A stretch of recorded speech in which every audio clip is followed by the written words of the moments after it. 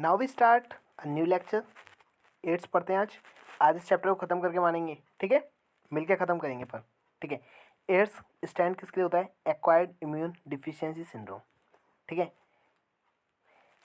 Acquired immune deficiency syndrome, ये deficiency किसकी होती है? इम्यून सिस्टम की। एक्वायर्ड कब होती है? During life time of an individual, indicating that it is not a congenital disease. समझ में आ रहा है मेरी बात को? तो ये कब हुआ है? लाइफ टाइम ऑफ इंडिविजुअल की, भाई कोई भी लाइफ का एक टाइम होता है इंडिविजुअल का, तब हो गया होगा, पर ये कभी भी जन्मजात डिसीज़ नहीं है, ठीक है। हो पा रहा है क्लियर? सिंड्रोम्स का मतलब होता है group of symptoms. AIDS first report कब किया गया था? 1981 में। कब हुआ था? 1981 में। और इसका लास्ट 25 ईयर्स में और सो ये कहाँ पर हो गया भाई? पूरे वर्ल्ड में फैल गया है और इसने 25 मिलियन लोगों को ख़त्म कर दिया है, ठीक है। एड्स ने क्या किया है? ह्यूमन इम्यूनोडिफिशियंसी वायरस किससे किसकी वजह से होता है? ह्यूमन इम्यूनोडिफिशियंसी वायरस की वजह से होता है। Member of group of virus retrovirus, एक मेंबर है रेट्रोवायरस फैमिली का, उसका एक, जैसे मंगल फैमिली है उसमें से एक मेंबर है कुशल मंगल, मैं हूँ, ठीक है। मेरी भी तो पूरी फैमिली हो गई। समझ में आ रहा है? हो पा रहा है क्लियर? इसके पास एनवेलप है,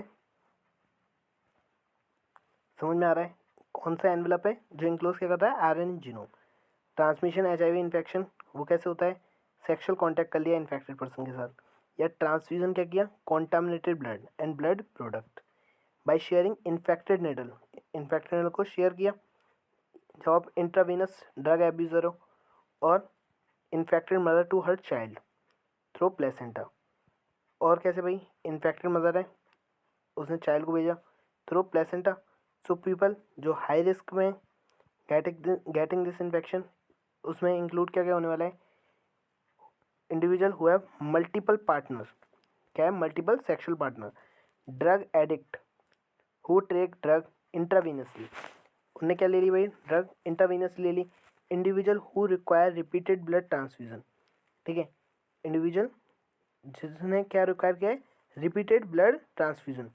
children born to an HIV infected mother, जो बच्चे क्या हुए जन्म से ही एचआईवी इन्फेक्टेड हैं, कि कब पीपल को ज़रूरत होती है? Need repeated blood transfusion. Find out, make a list of such condition. It is important to note that HIV AIDS वो कैसे नहीं फैलती?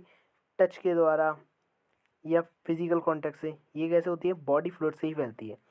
तो it is hence imperative for the physical and psychological wellbeing. HIV AIDS infected mother are not isolated from family and society. तो भाई physical और psychological wellbeing होना चाहिए कि भाई एचआईवी एड्स या इन्फेक्टेड मदर वो आइसोलेट नहीं होनी चाहिए फैमिली से या सोसाइटी से। तो एक ऑलवेज एक टाइम गैप होना चाहिए between infection and appearance of AIDS symptom. The period में vary from few month to many years, few month से चलेंगे मैनी ईयर्स तक ख़त्म होंगे, यूजली 5 से 10 साल। तो मतलब ये क्या बताया मैंने कि इतने समय से चलेंगे इतने बजे तक? तो ये मैं ये बताना चाह रहा हूँ कि एक सिम्टम्स आने का एक टाइम गैप होता है, तभी एड्स के सिम्टम आते हैं। हमेशा एक टाइम गैप होता है। कितना होता है? 5 से 10 साल के बीच में सिम्टम्स आने चालू हो जाएंगे कि आपको एड्स हो गया है। फिर आप डॉक्टर के पास जाएंगे और पता चल जाएगा आपको कि आपका राम राम सत्य होने वाला है, ठीक है। तो समझ में आ रहा है ना? After getting in the body of person, virus किस में एंटर कर गया? मैक्रोफेज में, जहाँ आरएनए जीनोम वायरस का रेप्लिकेट होता है और क्या बनता है? Viral DNA. किसकी मदद से? Enzyme reverse transcriptase. Viral DNA incorporate हो जाता है हॉस्ट सेल डीएनए में और direct the infected cell to produce virus particle. समझ में आ रहा है? बोलो हाँ। हाँ, ठीक है। तो वायरस किस में एंटर हो गया था बताओ? मैक्रोफेज में, ठीक है। जब बॉडी में गया तो वायरस किस में एंटर हो गया? मैक्रोफेज में, जहाँ आरएन जीनोम वायरस का रेप्लिकेट हो जाएगा और क्या बन जाएगा? Viral DNA. क्या बना लेगा? Viral DNA. किसकी मदद से? Enzyme reverse transcriptase. हो गया क्लियर? वायरल डीएनए इनकॉर्पोरेट हो जाएगा होस्ट सेल में, हो गया, ठीक है। And direct the infected cell to produce virus particle. Macrophage continue to produce virus, और इसकी ये इसमें किस तरह काम करेगा कि एचआईवी फैक्ट्री की तरह काम कर रहा है भाई, ठीक है। एचआईवी एंटर किस में करता है, हेल्पर टी लिम्फोसाइट रेप्लिकेट करेगा और प्रोड्यूस क्या करेगा, progeny virus. The progeny virus release in blood, blood में रिलीज हो गए और अटैक करेंगे other helper T lymphocyte. This in repeated होगा और इससे क्या होगा, डिक्रीज हो जाएगा हेल्पर टी लिम्फोसाइट बॉडी में इन्फेक्टेड पर्सन की। तो पर्सन किससे होगा भाई, सफ़र करेगा बॉट ऑफ फीवर, बहुत ज़्यादा फीवर आ रहा है भाई, डायरिया हो रहा है, ठीक है। और क्या होगा, वेट लॉस हो जाएगा। और क्या होने वाला है बताओ। तो देखो कितनी सारी परेशानी बढ़ गई कि नहीं, आपको समझ में आ गया होगा। अगर आप इसका डायग्राम देख लोगे ना तो और क्लियर हो जाएगा। देखो मैं आपको डायग्राम दिखाता हूँ, ठीक है। रेट्रो वायरस है, viral RNA core, virus infect normal cell. Viral protein code तो दिख रहा है, एनिमल सेल में करा, वायरस आरएनए चला गया एनिमल सेल में, वायरस डीएनए प्रोड्यूस हो गया किसकी मदद से, reverse transcriptase. Viral DNA incorporate हो गया होस्ट जीनोम में और न्यू वायरल आरएनए प्रोड्यूस हो गया इन्फेक्टेड सेल के द्वारा। न्यू वायरस प्रोड्यूस हो गया और न्यू वायरस क्या करेंगे, इन्फेक्ट अदर सेल, ठीक है। बढ़ो आगे, आ गया होगा समझ में। तो हेल्पर टी लिम्फोसाइट कम हो गई तो पर्सन को क्या हो गया, इन्फेक्शन हो गया। और ओवरकम कैसे हुआ, ओवर मतलब समझ रहे हो ना कि ओवरकम हो जाता है, जैसे कि छोटे मोटे इन्फेक्शन भी होने लग गए, माइकोबैक्टीरियम वायरस आया उसने भी इन्फेक्शन कर दिया, फंजाई और इवन पैरासाइट जो टॉक्सोप्लाज्मा वगैरह इनसे कुछ होता ही नहीं था उससे तक होने लग गया। मतलब एड्स ने हमारी पूरी बॉडी को वीक करके छोड़ दिया, ठीक है। हो पा रहा है क्लियर, बढ़ूँ आगे। तो पेशेंट क्या हो गया, इम्यूनो डिफिशियंट हो गया और वो अनेबल है प्रोटेक्ट कर लेगा हिमसेल्फ को या हर सेल को अगेंस्ट इन्फेक्शियस इन्फेक्शन के। तो ये वाइडली यूज डायग्नोस्टिक टेस्ट होता है, ठीक है। फॉर एड्स कौन सा, एलिसा एंजाइम लिंक इम्यूनोसॉर्बेंट। ऐसे एड्स का ट्रीटमेंट क्या है भाई, एंटी रेट्रोवायरल ड्रग, ये पार्शियल इफेक्टिव है। They can only prolong the life of patient, वो सिर्फ लाइफ को थोड़ा बहुत बढ़ा देंगी but can not prevent death, पर वो डेथ तो निश्चित है, विच इज इनएविटेबल, मतलब वो तो निश्चित होनी होनी है भाई, ठीक है। प्रिवेंशन एड्स के देखें, एड्स का कोई क्योर नहीं है, मतलब मौत तय है आपकी एड्स हुआ है तो प्रिवेंशन ही एक बेस्ट ऑप्शन है। HIV infection more often spread due to conscious behaviour pattern है। और ये ऐसा नहीं कि इनएडवेरेंटली हो गया, मतलब जैसे कि निमोनिया वगैरह हो जाता है ना कि हमने यूटेंसिल्स वगैरह गंदे वगैरह छुए थे, ठीक है, पेन वगैरह किसी गंदा छू लिया, ठीक है, निमोनिया जैसे हो रखा है उससे उसका पेन छू लिया, ठीक है, या टाइफाइड। ऑफ कोर्स इन्फेक्शन मतलब ये टाइफाइड वगैरह फूड कॉन्टामिनेंट वगैरह की वजह से होते हैं ना। Of course infection blood transfusion, patient newborn from mother etc may take place due to poor monitoring. जो ब्लड ट्रांसफ्यूजन या मदर से जो बेबी हुआ है वो तो पुअर मॉनिटरिंग की वजह से हो गया है, पर ओनली एक्सक्यूज में भी इग्नोरेंस।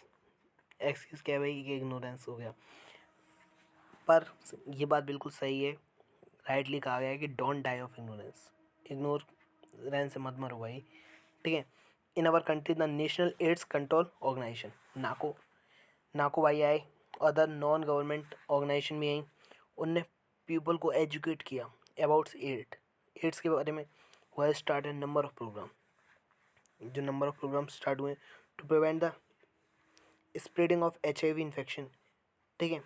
तो WHO ने क्या किया है, स्टार्ट किया program to prevent the spread of HIV infection, making blood from blood banks और फ्रॉम HIV, ठीक है। Ensuring the use of only disposable needle का यूज़ करो, सिरेंज का यूज़ करो in publics and private hospital and clinics. Free distribution किसका किया गया है, कॉन्डोम्स का किया गया है। कंट्रोल किया गया है drug abuse, advocating safe sex करो इन प्रमोट करो regular checkup for HIV in susceptible population are some such step taken up. कुछ ये स्टेप लिए गए। इन्फेक्शन विद HIV और having AIDS is something that should not be hidden, इसे छुपाया नहीं जा सकता। सिंस देन द इन्फेक्शन में spread due to many people, है ना। HIV AIDS infected people need help and sympathy, उन्हें किसकी ज़रूरत होती है, हेल्प की और सिंपैथी की, instead of being shunned by society. ये मत करो कि उसे झाड़ दिया, ठीक है। Unless society recognise it as a problem to be dealt with a collective manner, जब तक सोसाइटी ये नहीं समझेगी कि ये जो प्रॉब्लम है ना उसे कलेक्टिव मैनर की तरह भाई समझो, chance of wider spread of disease, जो वाइडर भाई इसका चांस क्या है कि बहुत जल्दी फैलेगी, ठीक है। इंक्रीज मैनफोल्ड, बहुत ज़्यादा हो गया भाई। It is melody that can only B tackled, ये एक मतलब एक मुसीबत है जिसे हम मिलके ही, सोसाइटी मिलके ही टैकल कर सकती है।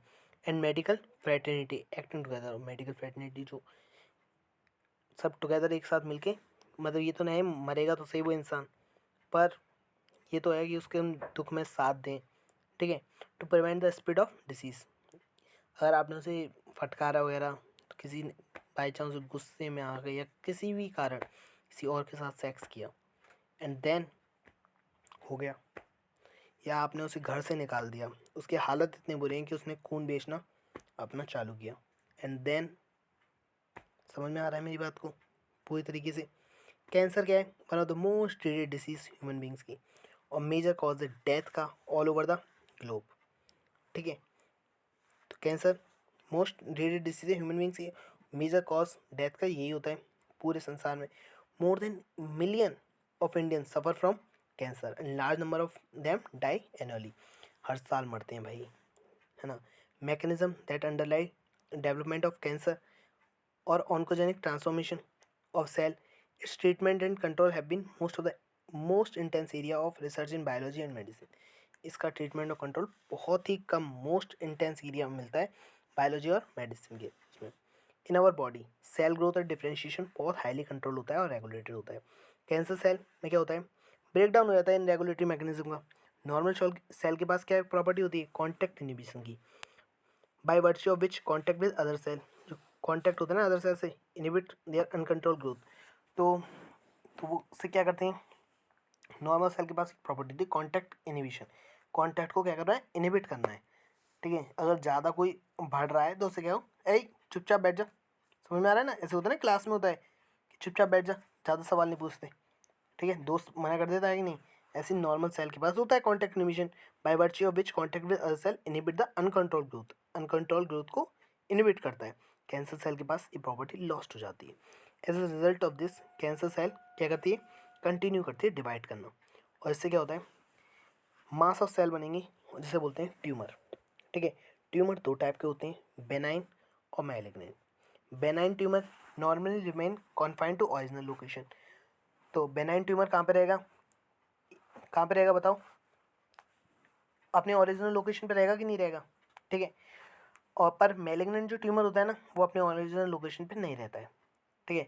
Benign tumour remain confined to their original location and do not spread to other part, अपने अदर पार्ट पे भाई स्प्रेड नहीं होगा, ठीक है। एंड रिमेन कन्फाइंड टू, ठीक है ना, of the body and causes little damage, क्या देगा? लिटिल डैमेज देगा। मैलिग्नेंट ट्यूमर जो अदर हैंड पे है वो मास ऑफ प्रोलिफरेटिंग सेल है कॉल्ड न्यूप्लास्टिक और ट्यूमर सेल, क्या बोलते हैं ना भाई?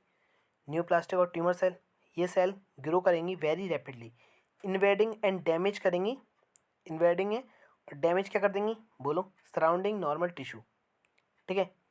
As this cell actively divide and grow they also starve the normal cell by competing for vital nutrients. हो पा रहा है क्लियर कि नहीं हो पा रहा बताओ? तो मतलब ये कहना चाह रहा है कि ये एक्टिवली डिवाइड करेंगी, दूसरी जगह चली गई ना, और ग्रो करेंगी, और ये स्टाफ क्या कर देंगी? खा लेंगी नॉर्मल सेल को by competing for vital nutrient.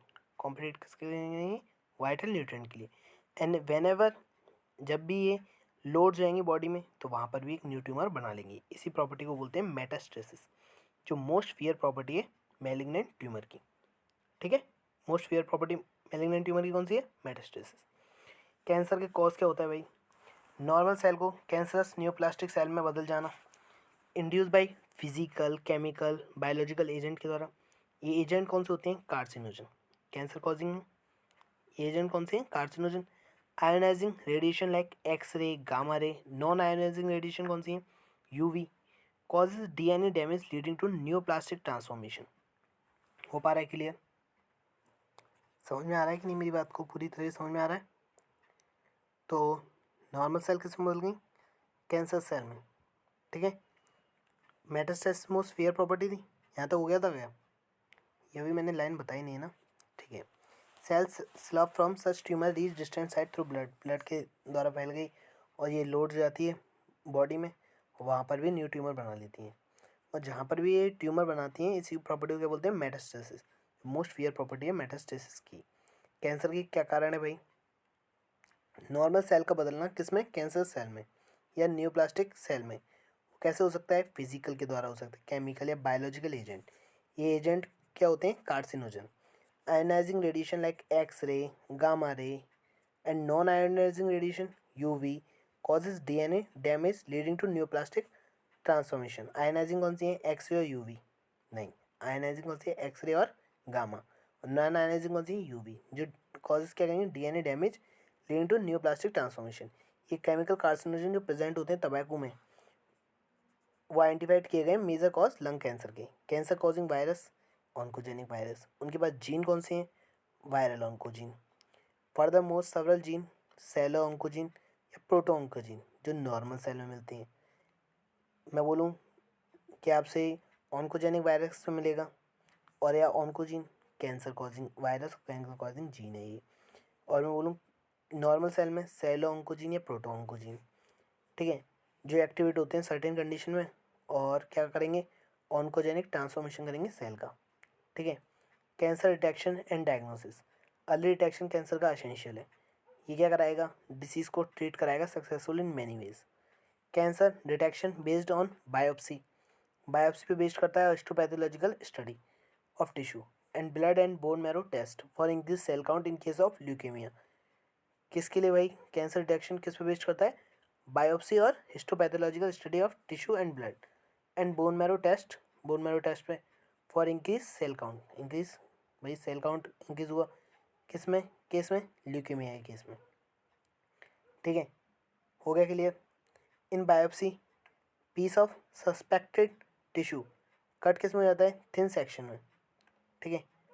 Biopsy में क्या होता है, piece of suspected tissue cut किस में हो जाता है, थिन सेक्शन में, स्टेन होता है और एग्जामिन होता है अंडर माइक्रोस्कोप, ठीक है। समझ में आ रहा है ना, बायोप्सी में क्या होता है, सस्पेक्टेड टिश्यू कट किया थिन सेक्शन में, ठीक है, थिन सेक्शन में रख दिया उसे भाई, ठीक है, और स्टेन कर दिया और एग्जामिन कर लिया अंदर अंडर माइक्रोस्कोप। हिस्टोपैथोलॉजिकल स्टडी करी किसके द्वारा, पैथोलॉजिस्ट के द्वारा, ठीक है। टेक्निक लाइक रेडियोग्राफी, एक्सरे का यूज़ किया, CT computer tomography, MRI magnetic resonance imaging, वो वेरी यूजफुल होती हैं to detect cancer of internal organ. भाई क्या हमें ढूंढना है, बोलो, कैंसर इंटरनल ऑर्गन के लिए कौन कौन, सीटी, एक्सरे, एमआरआई। हो गया क्लियर, ठीक है, हो गया ना। कंप्यूटर टोमोग्राफी में क्या यूज़ करते हैं हम, एक्सरे का यूज़ ही करते हैं टू जनरेट 3D इमेज। सीटी में क्या यूज़ करते हैं, सीटी स्कैन सुना है ना, उसमें किसका यूज़ करते हैं, एक्सरे का यूज़ करते हैं टू जनरेट 3D इमेज मिल जाए हमें, ठीक है, इंटरनल ऑर्गन की। एमआरआई में क्या यूज़ करते हैं, strong magnetic field and non ionizing radiation to accurately detect pathological and physiological change in the living tissue. समझ में आ रहा है। पर एक मुझे बात बताओ, हम एक्सरे ही क्यों कराते हैं, एमआरआई कराओ ना, पूरी बॉडी चेकअप हो जाएगी। बताओ सर, वो इसीलिए क्योंकि एक्सरे हो जाता है 200 से 400 रुपये के बीच में, एमआरआई होती है 5,000 रुपये के बीच में। 5,000 क्यों फूकें जब हमें पता है हाथ की हड्डी टूटी है तो। समझ में आ रहा है, पूरी बॉडी का चेकअप क्यों कराएं, वो तो हमें भी दिख रहा है, अगर हम पे पैसा हो ना सर तो हम कुछ भी करा लें, ठीक है। एमआरआई यूज़ क्या करते हैं, strong magnetic field and non ionizing radiation to accurately detect pathological and physiological change living tissue में। Antibody against cancer specific antigen, antibody किसके अगेंस्ट है, कैंसर स्पेसिफिक एंटीजन। वो यूज़ किसके लिए होती है, डिटेक्शन ऑफ सर्टेन कैंसर। हमें क्या डिटेक्ट करना है, सर्टेन कैंसर को डिटेक्ट करना है, ठीक है। हो पा रहा है क्लियर, समझ में आ रहा है मेरी इतनी सारी बातें कि नहीं आ रही हैं। तो कैंसर डिटेक्शन डायग्नोसिस भी पढ़ ली। तो antibody against cancer specific antigen वो यूजफुल किसके लिए होता है, डिटेक्शन सर्टेन कैंसर को हमें डिटेक्ट करना है।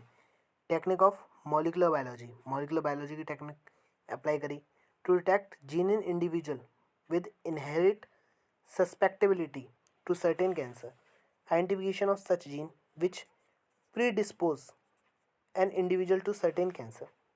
ठीक है, मेरी बात ध्यान से सुनना और समझना। मॉलिकुलर बायोलॉजी की टेक्निक को अप्लाई क्यों किया गया था, कि individual with inherited susceptibility to certain cancer, individual of such gene which predispose an individual to certain cancer may be very helpful in prevention of cancer. Such individual may be advised to avoid exposure to particular carcinogen to which they are susceptible. Tobacco smoke in case of lung cancer. अगर आपने molecular technique अपना दी, ठीक है, तो उससे क्या होगा भाई कि आपने डिटेक्ट कर लिया जीन को, जिसे जैसे मेरी मुंह का कैंसर है तो मुंह के आपने यहाँ की साइड से जीन निकाले, तो इससे क्या होगा कि यहाँ का भाई कैंसर बनना है यहाँ से, ठीक है, तो डॉक्टर क्या कहेगा कि तम्बाकू कैंसर हो रहा है, लंग का कैंसर हो रहा है, तो तम्बाकू खाना बंद कर दो, यहीं का तो कैंसर है, उन सेलों को निकालो, जब यहाँ की साइड फूल रहा है तो यहाँ की सेलों को निकालो, इसी को चेक करा दो। समझ में आ रहा है ना, पूरी बॉडी को चेक करने की क्या ज़रूरत है, समझ में आ रहा है ना। Treatment of cancer, common approach treatment of cancer, surgery, radiation, radiotherapy and immunotherapy. Surgery, radiotherapy, immunotherapy.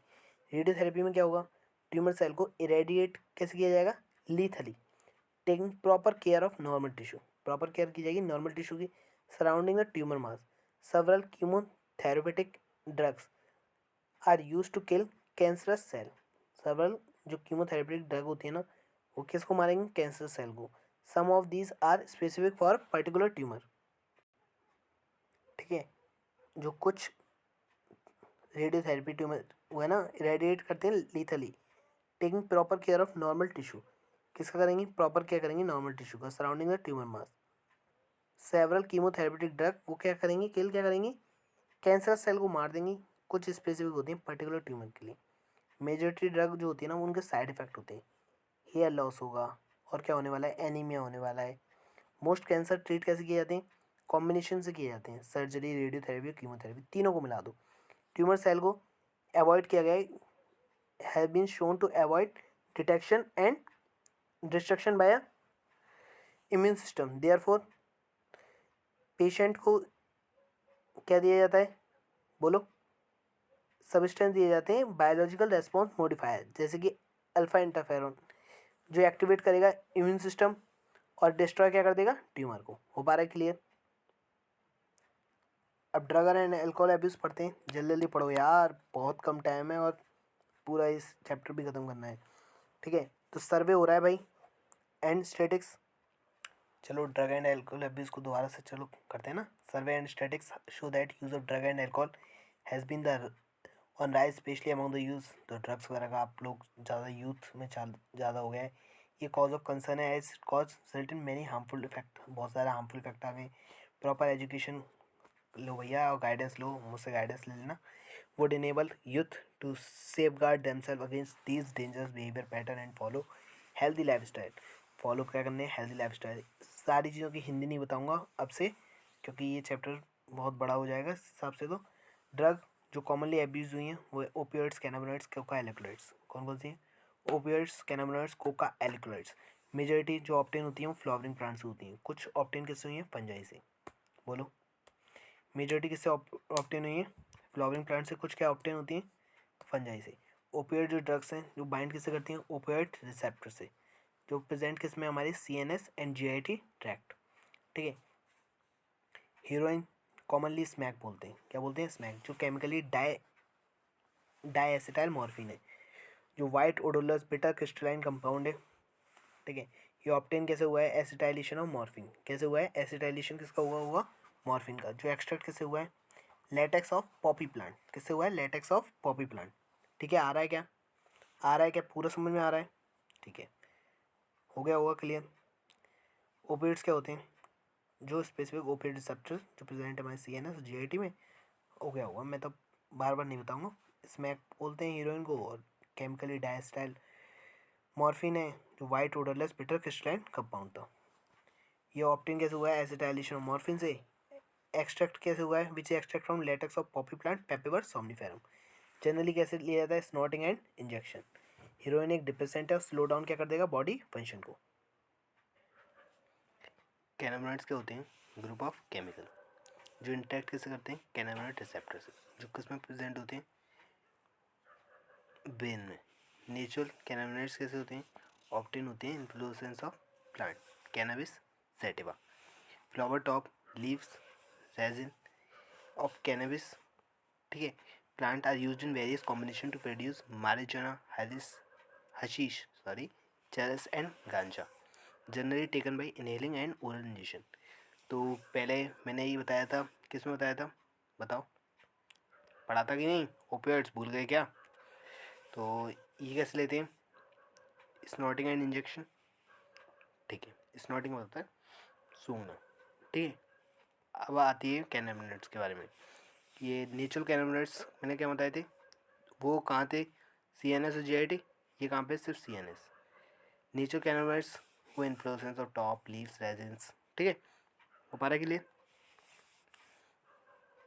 और क्या बनाएगा? मैरिजुआना, हशीश, चरस एंड गांजा। जनरली हम इसे कैसे टेकन लेते हैं? Inhaling and oral injection. ये किसके लिए आता है? Cardiovascular system of body. तो समझ में आ रहा है ना? फ्लावर टॉप लीव्स और रेजिन और प्लांट, जो मैरिजुआना, हशीश, चरस और गांजा, ये इनहेल किया जाएगा, ओरल इंजेक्शन भी लिया जा सकता है, स्नॉटिंग नहीं होगी। ये इफेक्ट किस पे देगा? कार्डियोवास्कुलर सिस्टम पे। कोका एलिक्लोइड्स और कोकीन, ये ऑप्टेन किससे हुए हैं? कोका प्लांट से। Erythroxylum coca, native to South America.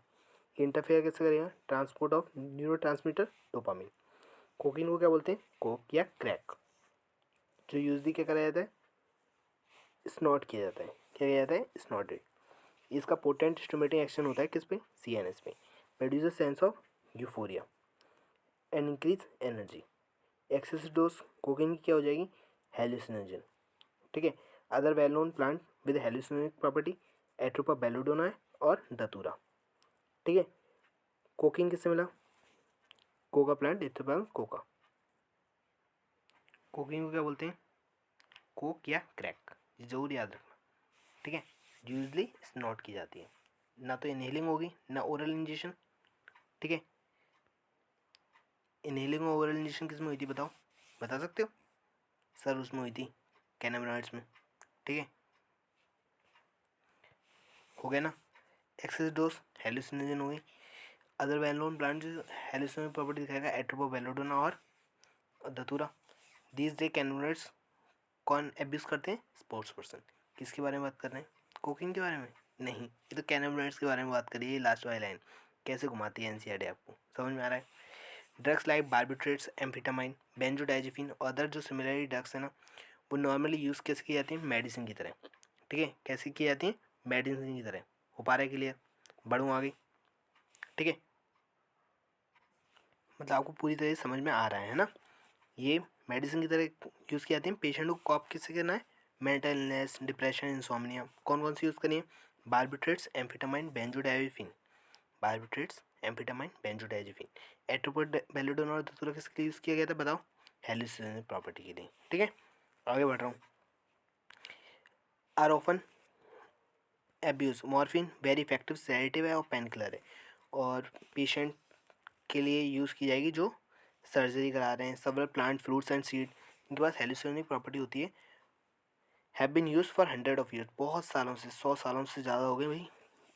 In folk medicine, religious ceremony and ritual all over the globe, when these are taken for a purpose other than medicinal use, जब इनका use किया जाता है other than medicinal use या amount, frequency that impair one physical, physiological या psychological function को disturb कर दे, तो उसे क्या बोलते हैं? ड्रग एब्यूज़ करी आपने, मतलब ड्रग का दुरुपयोग किया है। हो पा रहा है क्लियर? बढ़ रहा हूँ आगे। स्मोकिंग क्या पेव करती है? वे टू हार्ड ड्रग, तंबाकू भी ह्यूमन बींग्स यूज़ करते हैं। 400 साल से ज़्यादा हो गए भाई यूज़ करते करते। स्मोक भी की जाती है, च्यू भी की जाती है और स्नफ भी की जाती है, ठीक है। स्मोक, च्यू और स्नफ, सूंघी भी की जाती है। तंबाकू contain large number of chemical substance include nicotine, alkaloids. Nicotine stimulate करता है एड्रिनल ग्लैंड को, जिससे क्या रिलीज हो? एड्रेनलिन और नॉन एड्रेनलिन, जिससे क्या होने वाला है भाई? ब्लड सर्कुलेशन में एड्रेनलिन, नॉन एड्रेनलिन बढ़ गया, तो जिससे ब्लड प्रेशर बढ़ेगा, हार्ट रेट बढ़ेंगी। स्मोकिंग किससे एसोसिएट है? कि इंक्रीज इंसिडेंस हो जाए कैंसर के, लंग्स के, यूरिनरी ब्लडर के एंड थ्रोट के, ठीक है। Bronchitis, emphysema, coronary heart disease, gastric ulcer, ठीक है। टबैको च्युइंग एसिड किससे होती है? Increase risk of cancer of oral cavity. Tobacco chewing किससे एसिड होती है? Increase risk of cancer of oral cavity. Smoking क्या बढ़ा रही है भाई, कार्बन मोनोऑक्साइड कंटेंट बढ़ा रही है ब्लड में, ठीक है। कार्बन मोनोऑक्साइड का कंटेंट किसमें बढ़ा रही है, ब्लड में, और इसका कंसंट्रेशन कहाँ कम कर रही है, हीम बाउंड ऑक्सीजन में। This causes oxygen deficiency in body, इससे क्या हो रहा है भाई, ऑक्सीजन की डिफिशियंसी क्या हो जाएगी, बॉडी में कम हो जाएगी, ठीक है। तो मुझे बताओ स्मोकिंग किस किस से एसोसिएट है, ये क्वेश्चन आ चुका है हमारे टेस्ट में। तो जब मैं आकाश के टेस्ट कर रहा था तो उसमें ये क्वेश्चन आया था, क्या क्या आया था भाई, कि कैंसर ऑफ लंग्स हो रहा है, urinary bladder, throat, bronchitis, emphysema, coronary heart disease, gastric ulcer. तो मुझे सब चीज़ पता थी, सिर्फ गैस्ट्रिक अल्सर में, गैस्ट्रिक में एक तरह से छाले पड़ जाना एक तरह से होते हैं ना, तो वो भी होते हैं, क्या होते हैं स्मोकिंग से, ठीक है। Cancer of lung urinary bladder में हो रहा है, थ्रॉट में bronchitis, emphysema, coronary heart disease भी होंगी, और गैस्ट्रिक अल्सर। मैंने गैस्ट्रिक अल्सर को इंक्लूड नहीं किया था, तो मेरा क्वेश्चन गलत हो गया था। अब आप वो गलती ना दोहराएं, ठीक है। बढ़ रहे हैं, बढ़े आगे बढ़े, बढ़ा रहा हूँ, ठीक है। तो अगर आपने पैकेट सिगरेट का खरीदा होगा तो आपने एक स्टेशनरी वार्निंग जो देखी होगी पैकिंग पे, जो अगेंस्ट स्मोकिंग पे लिखी होती है, और लिखा रहता है कि smoking is injurious to health. Smoking very prevalent है इन सोसाइटी में, यंग और ओल्ड एज दोनों ही ले रहे हैं भाई। Knowing the danger of smoking and chewing tobacco, it is addictive in nature. वो जानते हैं कि भाई ये खतरनाक है, फिर भी पर ये एडिक्टिव होती है, लत लग जाती है ना। Youth and old need to avoid this habit, youth और ओल्ड को भाई कि अवॉइड करो यार इस हैबिट को, गलत चीज़ है। Any addict require counselling and medical help to get rid of habit. तो किसी भी लत को भाई रिक्वायर क्या होती है, काउंसलिंग की ज़रूरत होती है, मेडिकल हेल्प की ज़रूरत होती है कि इससे हैबिट से बचा जा सके, तभी बचा जा सकता है, ठीक है। बढ़ूँ आगे, adolescence and drug alcohol abuse. देखो अब जो आगे की कहानी चलेगी ना, उसे मैं बहुत मतलब जल्दी जल्दी पढ़ना है मुझे, ठीक है, सिर्फ कहानी है इसीलिए, ठीक है। एडोलसेंस क्या है, एक पीरियड है, प्रोसेस है जिसमें चाइल्ड क्या होता है, मैच्योर हो जाता है in term of his her या एटीट्यूड, और बिलीव करता है इफेक्टिव पार्टिसिपेशन दूंगा सोसाइटी में। पीरियड कितना है भाई, 12 से 18 ईयर्स का एज। वो सोचते हैं कि ये एडोलसेंस का पीरियड है। इन अदर वर्ड्स एडोलसेंस एक ब्रिज लिंकिंग है चाइल्डहुड का और एडल्टहुड का। एडोलसेंस एकम्पनाइड करता है सेवरल बायोलॉजिकल और बिहेवियर चेंज। क्या होने वाले हैं, बायोलॉजिकल चेंज भी आए और बिहेवियर चेंज भी आए। क्या एडोलसेंस क्या है भाई, एक वल्नरेबल फेज है मेंटल और साइकोलॉजिकल डेवलपमेंट इंडिविजुअल का। किस किसका, मेंटल साइकोलॉजिकल वेलबिंग होना, ठीक है। क्यूरियोसिटी होती है, नीड होती है कि भाई एडवेंचर करेंगे, एक्साइटमेंट है, एक्सपेरिमेंट करेंगे। सबसे पहला काम होता है कि एक्सपेरिमेंट करेंगे, यार सिगरेट पी के देखते हैं यार, ठीक है। Constitute common cause which motivate youngster, youngster को मोटिवेट करता है, हम भी कबीर सिंह बनेंगे, है ना। To are drug and alcohol use, a child nature curiosity, खुद की नेचुरल क्यूरियोसिटी होती है, मोटिवेट करती है कि भाई चलो एक्सपेरिमेंट करके देखते हैं। This complicated further by effect that might be perceive as benefit. ये कॉम्प्लिकेट हो जाता है जब उसे बेनिफिट के रूप में लिया जाता है ऑफ एल्कोहल और ड्रग यूज़ का। फर्स्ट यूज़ ड्रग और एल्कोहल का होता है क्यूरियोसिटी या एक्सपेरिमेंट की वजह से, बट जब लेटर क्या करता है, चाइल्ड क्या करता है, यूज़ करता है कि एस्केप करने के लिए जो प्रॉब्लम आ रही हैं, ठीक है। Stress from pressure to excel academic या examination has played a significant role in persuading the youngster to try alcohol and drugs. कि भाई प्रेशर आ रहा है, कोई भी चीज़ का प्रेशर है तो भाई ले लो, ठीक है। एकेडमिक में कमी आ रही है या एग्जामिनेशन वगैरह में, तो आप सुट्टा मारो, जियो भाई, ठीक है। थोड़ी देर के लिए वो परेशानी ख़त्म हो जाएगी, आपका स्ट्रेस ख़त्म, फिर थोड़ी देर बाद पेपर तो कल ही देना पड़ेगा, 7 मई को आपको पेपर देना पड़ेगा। समझ में आ रहा है ना मेरी बात को। Perception among youth that it is cool और प्रोग्रेसिव टू स्मोक, कि भाई कूल लगते हैं यार, कबीर सिंह भी तो करता है, हम क्यों नहीं करें, है ना। यूज ड्रग और alcohol is also in a way major cause for youth to start in this habit.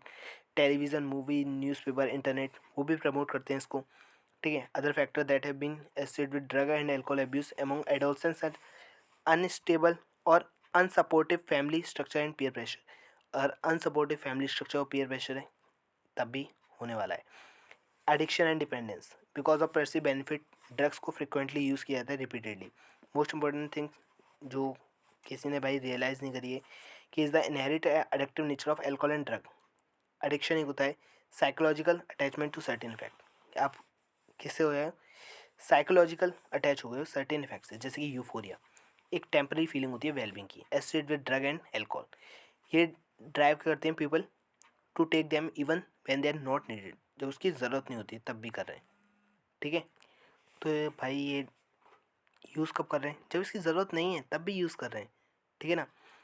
और जब इसका यूज़ क्या हो जाए, सेल्फ डिस्ट्रक्टिव हो जाए, क्या हो जाए, self destructive with repeated use of drug, tolerance level receptor की जो बॉडी में होती है वो इंक्रीज हो जाती है, ठीक है।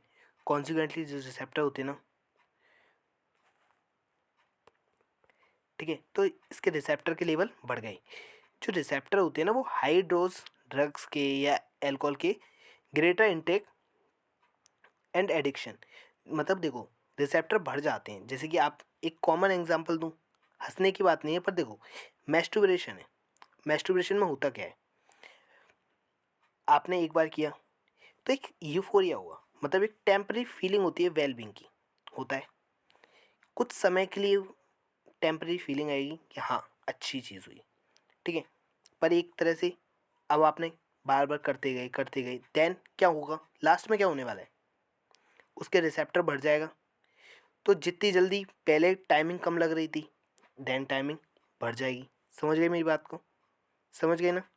ऐसे ही इसमें ड्रग्स के में जो रिसेप्टर होते हैं ना वो हाई डोज ऑफ ड्रग्स या अल्कोहल के जब आप लोगे तभी आपको थोड़ा सा आनंद मिलेगा या मज़ा आएगा, ठीक है। और एडिक्शन हो गया है, मतलब आपको लत लग गई है, ठीक है। समझ में आ रहा है ना मेरी बात को। तो कॉन्सिक्वेंटली जो रिसेप्टर होते हैं ना हाई डोज ऑफ ड्रग या alcohol leading to greater intake and addiction.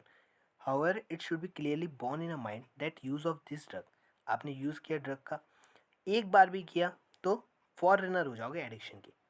तो addictive potential use of drug and alcohol pull the user into विस्कस सर्कल, ठीक है।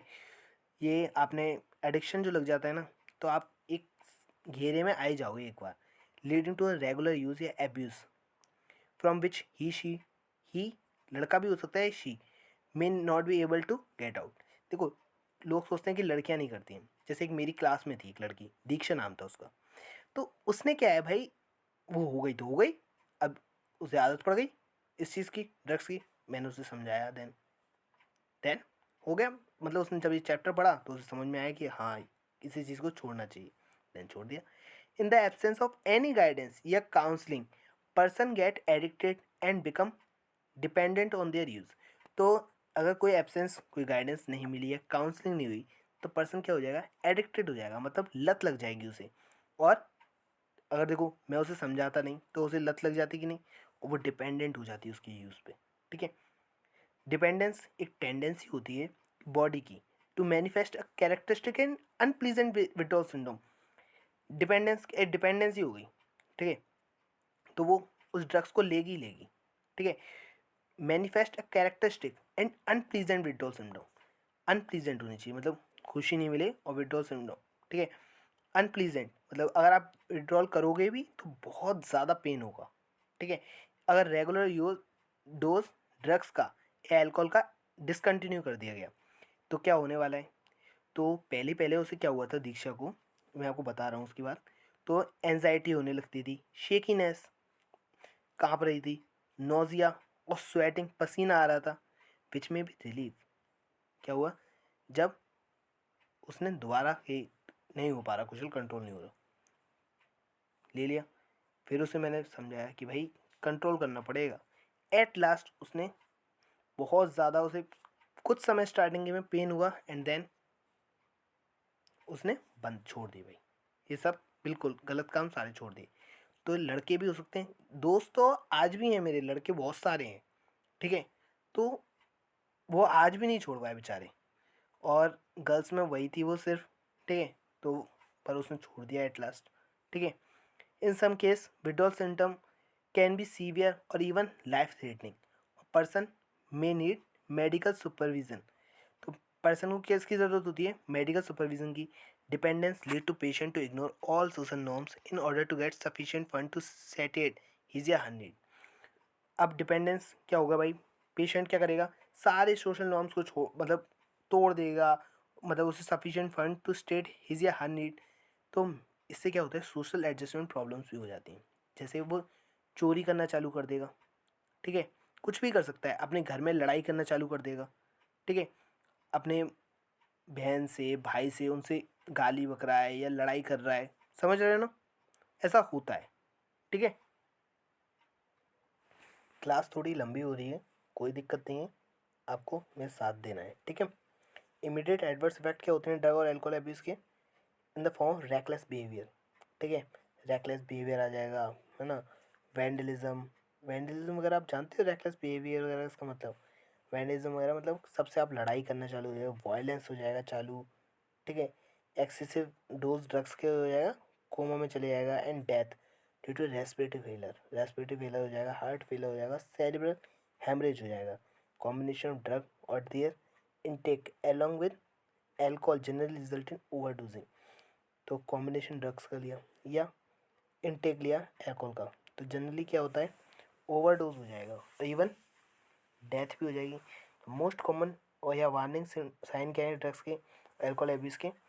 तो ड्रॉप हो जाएगा एकेडमिक परफॉर्मेंस, अनएक्सप्लेन एब्सेंस हो जाएगी स्कूल से या कॉलेज से, lake of interest in personal hygiene, personal hygiene में इंटरेस्ट नहीं रहेगा, है ना। विड्रॉल, आइसोलेशन, डिप्रेशन, फैटिक, थकान होने की, अग्रेसिव नेचर, रिबेलियस बिहेवियर, है ना। डिटेरियोरेटिंग रिलेशनशिप, जो फैमिली के साथ रिश्ते तार ताड़ हो जाएंगे और फ्रेंड्स के साथ भी।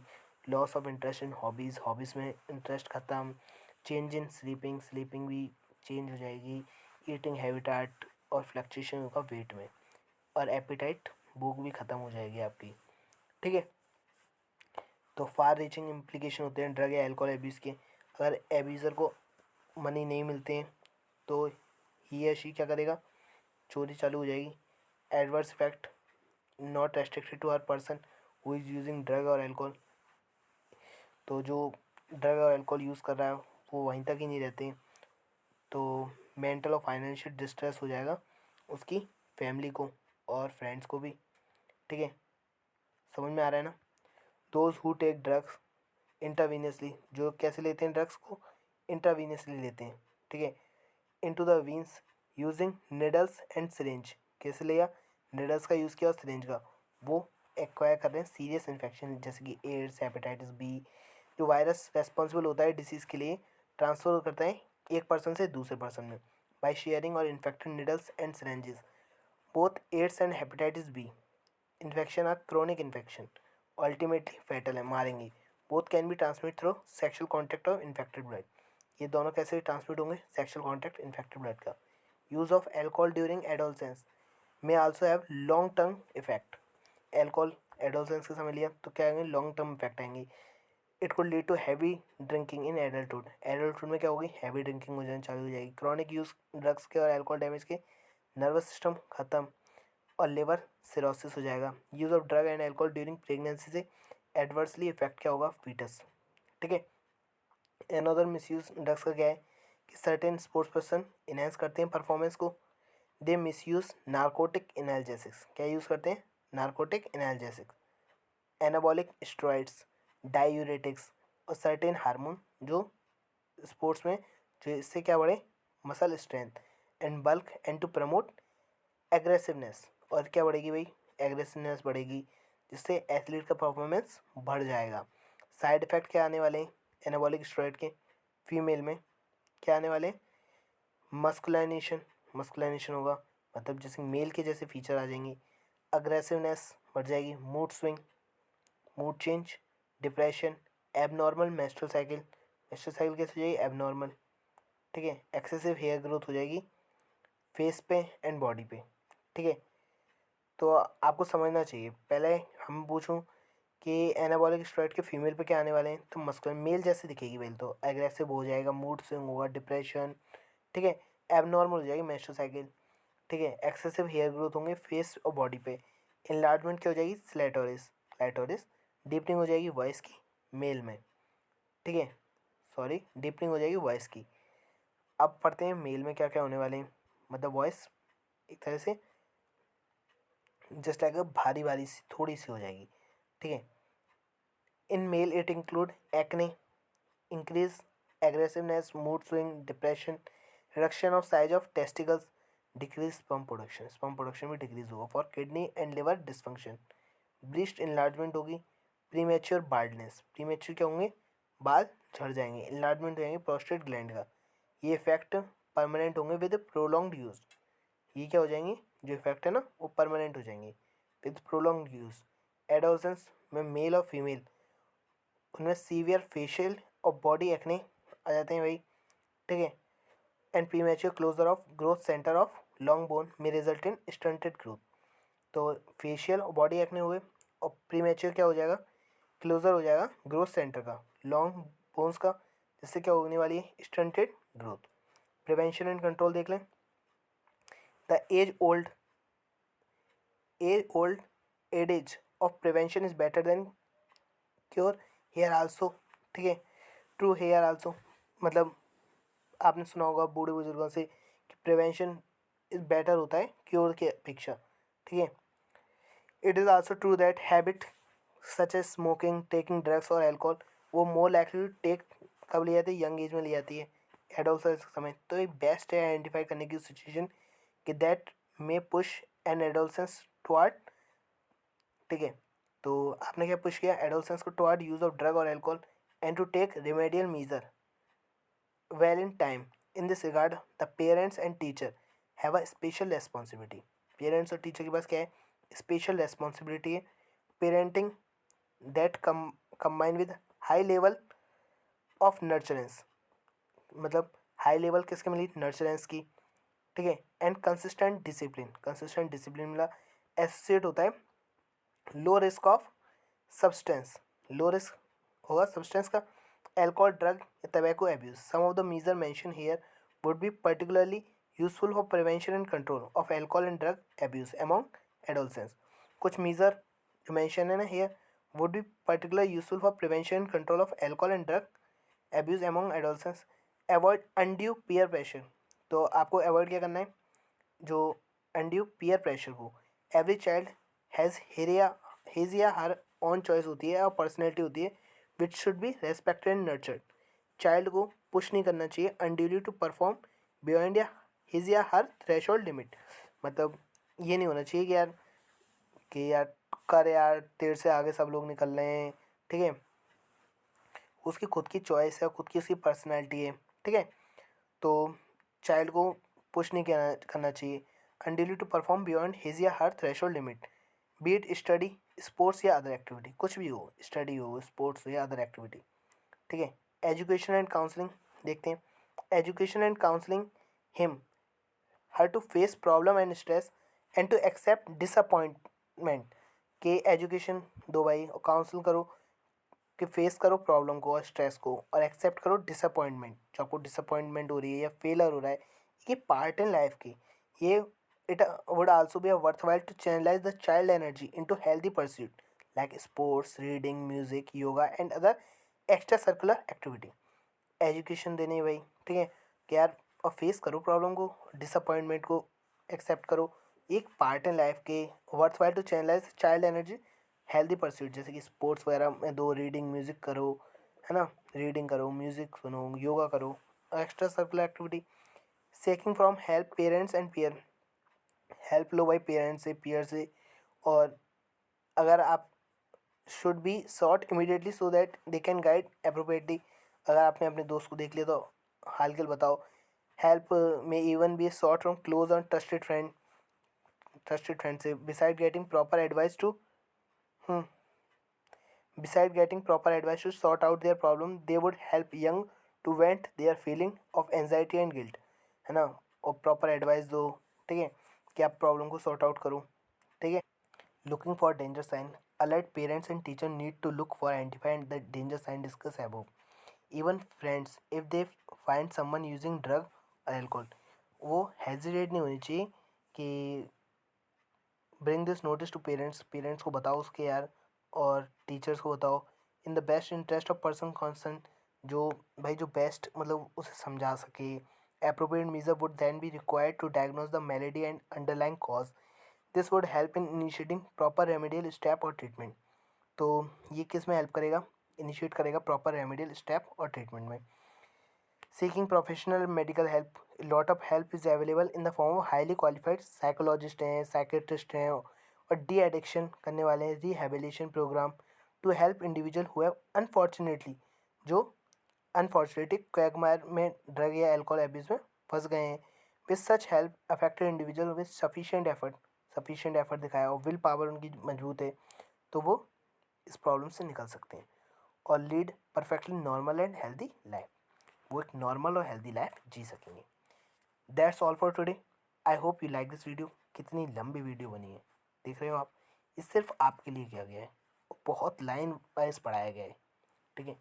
थोड़ा सा भी मैंने अगर आपको दिल को छुआ हो, थोड़ी सी भी हेल्प की हो, तो please like share and subscribe, ठीक है। Bye bye, that's all for today.